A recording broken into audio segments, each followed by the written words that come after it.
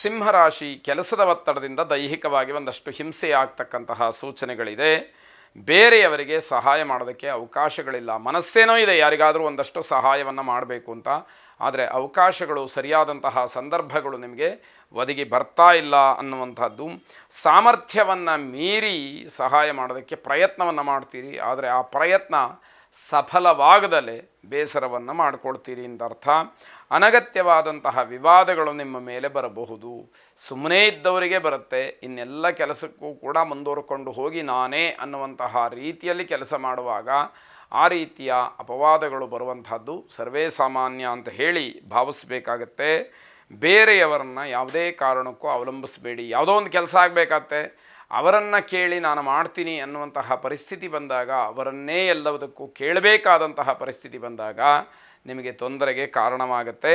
ಕೋಪದಿಂದ ಹಲವಾರು ಅವಘಡಗಳಾಗತ್ತೆ. ಆದಷ್ಟು ಕೋಪವನ್ನು ನಿಮ್ಮ ಹತೋಟಿಯಲ್ಲಿ ಇಟ್ಕೊಳ್ಳಿ ಅಂತಕ್ಕಂತಹದ್ದು. ರುದ್ರದೇವರನ್ನು ವಿಶೇಷವಾಗಿ ಪ್ರಾರ್ಥನೆ ಮಾಡಿ. ಶುಭವಾಗಿ.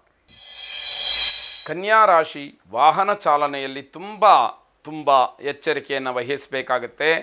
ರಾಜಕೀಯ ವಿಚಾರಗಳಿಂದ ದೂರ ಇರಬೇಕು. ರಾಜಕಾರಣಿಗಳಿಂದ, ರಾಜಕೀಯದ ವಿಷಯಗಳಿಂದ, ರಾಜಕೀಯಕ್ಕೆ ಹತ್ತಿರವಾಗಿರತಕ್ಕಂತಹ ವ್ಯಕ್ತಿಗಳಿಂದ ಸಮಸ್ಯೆ ಅಥವಾ ತೊಂದರೆ ಅನ್ನುವಂಥದ್ದು ಆಗತ್ತೆ. ವಿರೋಧಿಗಳಿಂದ ನಿಮ್ಮ ಸ್ನೇಹಕ್ಕೆ ಧಕ್ಕೆ ಆಗಬಹುದು. ಎಚ್ಚರ ಇರಲಿ. ಯಾರು ನಿಮಗೆ ವಿರೋಧವಾಗಿ ನಡ್ಕೊಳ್ತಾರೋ, ಶತ್ರುಗಳಾಗಿರ್ತಾರೋ ಅವರಿಂದ ನಿಮ್ಮ ಕೆಲಸಕ್ಕೆ ತೊಂದರೆಗಳಾಗತ್ತೆ. ಈ ದಿವಸ ನಿಮಗೆ ವಿಚಿತ್ರವಾದಂತಹ ದಿವಸ ಅಂತಲೇ ಹೇಳಬೇಕಾದಂಥದ್ದಿದೆ. ನೀವು ನಂಬಿದರೆ ನಿಮಗೆ ಮೋಸ ಮಾಡ್ತಾರೆ. ಅದನ್ನು ಗಮನಿಸಿ. ಯಾವ ವ್ಯಕ್ತಿಯನ್ನು ನೀವು ನಂಬಿ ವ್ಯವಹರಿಸ್ತೀರೋ ಅದೇ ವ್ಯಕ್ತಿಯಿಂದ ನಿಮಗೆ ಮೋಸ ಆಗುವಂಥದ್ದಿದೆ. ನರಗಳಲ್ಲಿ ಅಥವಾ ಮೂಳೆಯಲ್ಲಿ ನೋವನ್ನು ಅನುಭವಿಸ್ತೀರಿ. ಅದು ನಿಮ್ಮ ಆರೋಗ್ಯದ ಮೇಲೆ ತುಂಬ ಕೆಟ್ಟ ಪರಿಣಾಮವನ್ನು ಬೀರತಕ್ಕಂಥದ್ದಾಗತ್ತೆ. ಗಮನಿಸಿಕೊಳ್ಳಿ. ಜೊತೆಗೆ ಗಣಪತಿಯನ್ನು ವಿಶೇಷವಾಗಿ ಪ್ರಾರ್ಥನೆ ಮಾಡಿ. ಶುಭವಾಗಿ. ತುಲಾರಾಶಿ ಪರಿಶ್ರಮಕ್ಕೆ ತಕ್ಕ ಪ್ರತಿಫಲ ಇರತಕ್ಕಂಥದ್ದು. ಆಗ ಒಂದಷ್ಟು ಮನಸ್ಸಿಗೆ ಸಮಾಧಾನವಾಗುತ್ತೆ.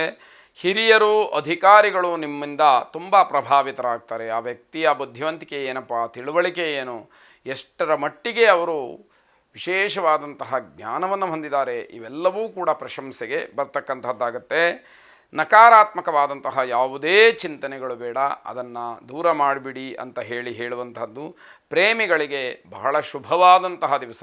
ಆದರೆ ಕಾನೂನು ಚೌಕಟ್ಟನ್ನು ಎಲ್ಲೂ ಕೂಡ ಮೀರಿ ಹೋಗಬಾರದು ಅನ್ನುವಂತಹ ಎಚ್ಚರಿಕೆಯೂ ಇದೆ. ಉತ್ತಮವಾದಂತಹ ಅನುಭವಿಗಳ ಸಲಹೆ ನಿಮಗೆ ಒಂದಷ್ಟು ಪುಷ್ಟಿಯನ್ನು ಕೊಡುತ್ತೆ. ಅವರ ವೈಯಕ್ತಿಕವಾದಂತಹ ಯಾವ ಅನುಭವ ಇದೆ ಅದು ನಿಮಗೆ ಸಹಾಯವಾಣಿಯಾಗಿ ಪರಿಣಮಿಸ್ತಕ್ಕಂಥದ್ದಾಗತ್ತೆ. ಧಾರ್ಮಿಕ ವಿಚಾರದಲ್ಲಿ ಒಂದಷ್ಟು ಸಮಯವನ್ನು ಕಳೀತೀರಿ. ಭಗವಂತ ಅಂದರೆ ಏನು, ವೇದ ಅಂದರೆ ಏನು, ಪುರಾಣ ಅಂದರೆ ಏನು, ಹೀಗೆ ಹಲವಾರು ಧಾರ್ಮಿಕ ಕೈಂಕರ್ಯಗಳ ಬಗ್ಗೆ ತಿಳ್ಕೊಳ್ಳೋದಕ್ಕೆ ಪ್ರಯತ್ನವನ್ನು ಮಾಡ್ತೀರಿ ಅಂತ ಅರ್ಥ. ಮನೇ ದೇವರನ್ನು ಪ್ರಾರ್ಥನೆ ಮಾಡಿ. ಶುಭವಾಗಿ.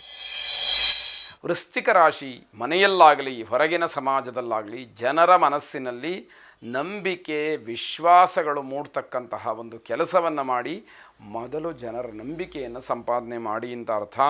ನೀವು ಎಷ್ಟು ಪಾರದರ್ಶಕವಾಗಿರ್ತೀರೋ ಅಷ್ಟೇ ನಿಮಗೆ ಲಾಭ.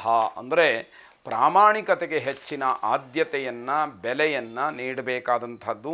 ನಿಮ್ಮ ಬಂಧುತ್ವ ಮತ್ತು ಸ್ನೇಹಿತರ ಮಧ್ಯೆ ಇರತಕ್ಕಂತಹ ಒಡನಾಟ ಎರಡೂ ಕೂಡ ತುಂಬ ಚೆನ್ನಾಗಿರಬೇಕು. ಅದು ಏನಾದರೂ ಚೆನ್ನಾಗಿಲ್ಲ ಅಂತಾದಾಗ ಕೆಲವು ಸಂಕಷ್ಟಗಳಾಗುತ್ತೆ. ಪಾಲುದಾರಿಕೆಯ ಹೂಡಿಕೆಯಲ್ಲಿ ಲಾಭ ಇದೆ. ಅಂದರೆ ಪಾರ್ಟ್ನರ್ಶಿಪ್ಪಲ್ಲಿ ನೀವೇನಾದರೂ ಕೆಲಸಗಳನ್ನು ಮಾಡ್ತಾಯಿದ್ರೆ ಅದರಿಂದ ನಿಮಗೆ ಲಾಭ ಸಿಕ್ಕುವಂಥದ್ದಿದೆ. ಮನೆಯಲ್ಲಿ ಸಡಗರ, ಖುಷಿ ಎಲ್ಲವೂ ಕೂಡ ಇರುತ್ತೆ. ಯಾವಾಗ ನೀವು ಅಂದುಕೊಂಡಂಥದ್ದು ಎಲ್ಲವೂ ಕೂಡ ಸಕಾಲದಲ್ಲಿ ನೆರವೇರುತ್ತೋ ಆಗ ನಿಮಗೆ ಸಮಾಧಾನ, ಧೈರ್ಯ, ಸಂತೋಷ ಸಿಕ್ಕುವಂಥದ್ದಾಗತ್ತೆ. ತಾಯಿಯವರ ಹಣವೂ ಕೂಡ ನಿಮಗೆ ಸಹಾಯಕವಾಗಿ ಸಿಕ್ಕಬಹುದು ಅಂತ ಹೇಳಬೇಕಾದಂಥದ್ದು. ಮಹಾಲಕ್ಷ್ಮಿಯನ್ನು ವಿಶೇಷವಾಗಿ ಪ್ರಾರ್ಥನೆ ಮಾಡಿ. ಶುಭವಾಗಿ.